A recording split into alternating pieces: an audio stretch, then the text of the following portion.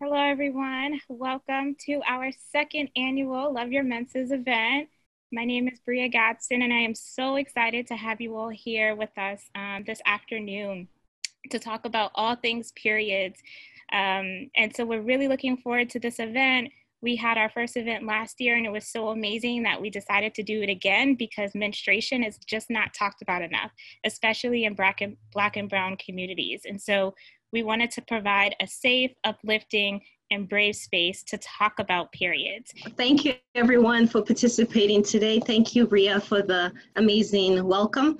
Again, we want to thank everyone for making it possible today. We know that this is a busy day. This is a trying time for all of us in the community with COVID-19, people being jobless, with the death of George Floyd. There's just so much going on in the community at large, but you guys took the time today to come and learn about Menses with us. We are very, very grateful. I'm going to now turn it to Arvine, our amazing, amazing partner. I too want to recognize that there's a lot happening in the world, and that this is really our space that we can come together. And, you know, I've been home by myself for 10 weeks. So I'm happy to see everybody. Our intention with this is really about education and information that we want folks to have about a process that can or maybe is not happening in terms of their bodies, but also to reduce shame and to reduce stigma, right? Because we can not necessarily enjoy our periods, but we don't have to feel shame and we don't have to feel stigma. One of the things we really wanted to make sure that we start with is really centering the voices of young people. What made you decide to share what you knew with other girls, right? Well, the first time I had my period, I didn't really have the proper equipment that I needed or the proper things that I needed. And the first time I had my period, I did not know what was happening. Mm-hmm. I had attended, I knew what was happening, but I didn't exactly know what was happening. And I didn't want other people to, feel like that. Mm-hmm. I didn't want other girls to feel, oh, what's happening to my body? Is there something wrong with me? Is this happening? Is that happening? Menarche is the very first period that a girl has. It typically happens about 2 years after breast development starts. So when those breast buds start to form, the typical time period from that happening to starting your period is about 2 years. The average age of first period is 12 and a half years, but girls can start as early as 9 and as late as 15 without it being outside of the realm of normal. Now, when we're talking about a cycle is a circle. So by nature, there's no true start and finish. You always kind of catch it somewhere in the middle. So the place where we're going to catch it to kind of explain it is going to be at the end of a cycle. So you just bled out, you just had your period, and so the lining of the uterus is nice and thin. The brain releases a hormone to tell your ovary to kind of release an egg. So that starts to release estrogen. The lining of the uterus gets thick, thick, thick, thick, thick, okay? There's another hormone also from the brain called luteinizing hormone. And that's what people actually use for ovulation predictor kits. This will make a lot of sense to some of the moms here, but that's what it's checking. When you're urinating on this stick, it's looking for this hormone because that is what causes you to release this egg. Releasing the egg is when you are most capable of getting pregnant, okay? Once that egg is released, progesterone takes over. So estrogen and progesterone are the two most important hormones for women in cycles and periods. Progesterone takes over, it hangs out as long as it can, and if that egg is not fertilized, it's going to decrease, and that's when you lose all of that lining and all of it comes out in the form of a period. So we've got estrogen on one side thickening up the lining, release of an egg in the center, progesterone taking over, and then decreasing when there is no pregnancy and that lining comes out. And that is what a period is. A normal period, super important. It needs to last 7 days or less. If you're bleeding longer than 7 days, that is abnormal. And then it needs to occur every 21 to 45 days. And what that means is starting from first day of one period to first day of the next period. How many days are in between that? Not days without bleeding. That's not what we're counting. We're counting day one of bleeding to day one of bleeding. The first 2 to 3 years after first period, the cycles can be irregular because your brain is trying to talk to your ovaries, trying to talk to your uterus, and they really need to sync up and get that down, really well before things happen more routinely. And so we call that an immature kind of axis, an immature kind of communication rhythm, and that gets a little bit better over time. There's a wide range of what is considered normal. No two vulvas, no two vaginas, no two people are alike. And that, I think, is one thing I really want to get home and get across to everyone, that though you may see other people, see your own, have questions, understand that your normal may not be the same as other people's normal. And that is both aesthetically and hormonally in terms of what may be happening with you. One of the things that people often have questions about is discharge. So this is a natural production of fluids from the vagina. This has different purposes and can change throughout your lifetime and with different events as well as different hormone situations in the body. Don't have shame. There's no reason to be ashamed of your vulva. Your vulva is as it is. Again, no one should make you feel bad for what it looks like, the way it's shaped, what things are happening. It is what it is. Be proud. This is your body. You own it. Own every single inch from the top of your head to the tip of your toes, and that is to the end of your vulva as well. Okay? You can normally use pads for around 3 to 4 hours. You just open them. I'm going to open them for you. This is what it looks like. There's wings right here. Just sticky wings. So you can use them to attach to your underwear and keep them stable. So there are a wide variety of brands for pads that you can use.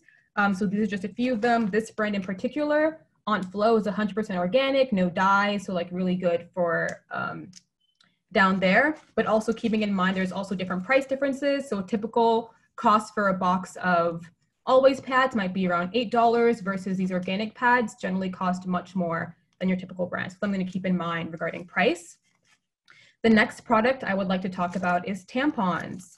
So this is an On Flow tampon. So once again, 100% organic cotton.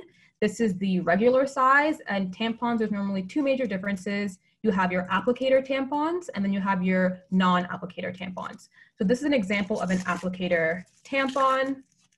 And also this is a cardboard applicator. So normally a lot of the tampons you see with applicators are plastic applicators, but cardboard is just better for the environment. Very similar. This is our disposable pad. This is our reusable pad. It looks very similar and you use them the exact same way. So you put, this one has wings as well, and you use this inside of your underwear. Let me see if I can zoom in a little bit. The little clasps right there that you put together. So you clip them like that. So this is what it looks like in your underwear. So this is where you're going to be sitting on like this.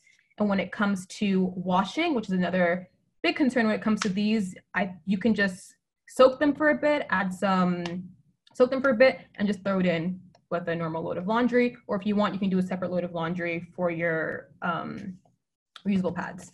We already know that racialized communities already deal with, disproportionately are impacted by issues related to poverty. And so access to menstrual hygiene management is no exception to that rule.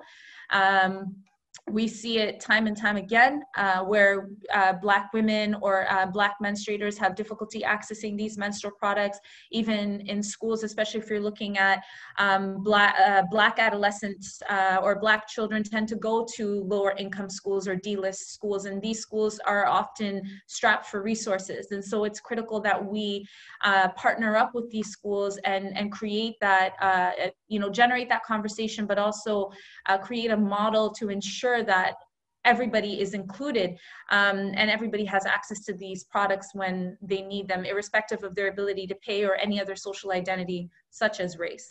In Boston Public Schools, and I know it's happened in communities around us as well, we got funding from our mayor to put towards free menstrual products. And so currently, or for this past school year, it was for grades 6 through 12. So any school with grades 6 through 12, which I believe was 77 schools total, got free menstrual pads. And I was able, with a couple other partners, to hold focus groups with young people, some high schoolers and middle schoolers during the summer, to figure out what products they like, and what also they know about their periods, what information or misinformation they might have. And so we wanted to not only provide free menstrual products, but we also wanted to provide educational pamphlets and posters that they could use when accessing products. But to Alima's point, you know, thinking about health equity, menstrual health equity, and our population demographics in Boston Public Schools, where we have majority Black and brown students, and probably about half are economically disadvantaged, this is something that is really important. And again, kind of what I mentioned before, not wanting any student to have to miss school because of their period and not being able to afford or access that. My daughter doesn't go to a BPS school, but I'm not sure how they distribute things, or is it just through the nurse's office, or, you know, she goes to an all-girls school, how, and that puts another spin on the ability to get up and just leave the room. If you have a male teacher, that they don't know what's going on. So how do we, especially for the first time, how do we educate the teachers in the grades that may face these things? It's a whole different dynamics if you have a teacher that is in the 5th grade or 6th grade and a young girl has her cycle for the very first time, and she goes to the male teacher and says, hey, look, I need to go to the bathroom. Does he say, sit back down, I'm not finished teaching? Mm-hmm. And it's really important that you mentioned the male perspective. I would like Ricky now to jump in. Yeah, so I distinctly remember growing up. I remember, I had 6 sisters, so I remember the conversation around periods coming up and it being almost shameful, right? Almost shameful for the conversation to be had, both for the girl that wanted to talk about it or was experiencing it, as well as maybe some of the young brothers who was a part of it. And it's just ridiculous to me. I think that a part of the problem that we're having, a part of the inequity, is that we just can't have a regular conversation about menses and menstruation. Like to me, in the same way that young guys, their voices start to crack and hair starts to grow in different places as they're going through puberty, and we see it as a rite to passage, and it's something that we celebrate because we're saying this is growth, is the same way that when my daughters had their period, it was a celebration. It was a celebration towards womanhood. And so I think the way that we talk about it, first of all, we just need to have space to be able to talk about it. It's not a secret. It doesn't need the conversation doesn't need to be had in the shadows. And even though I may not know personally issues around menstruation, I understand issues around access, opportunity, inequity. Those, once you guys started mentioning the inequity and the lack of access to resources, I'm like, oh my goodness, I understand that. Because I work with young brothers who don't have access to some of the resources that they need, even hygiene products as well. And so I think that we need to normalize the conversation. I think that more brothers need to be a part of the conversation. It can't be a conversation that is shameful. Right, like to get your period is a superhero power, right? Because your body is like, yo, your body now can do something that is a miracle, right? So to me, it's a superhero power. It's something that we need to talk about in that light. And so that's why I'm glad Irvine allowed me to be a part of it, because it's ridiculous that we have to have the conversation in the shadows. It's not right. And I think that actually this forum right here is streaming live on Facebook. I got a watch party watching right now too. Like, let's have the conversation. Let's stop being immature. You know what I'm saying? Like, all of us who are here right now came from a lady who was menstruating. Let's just stop it.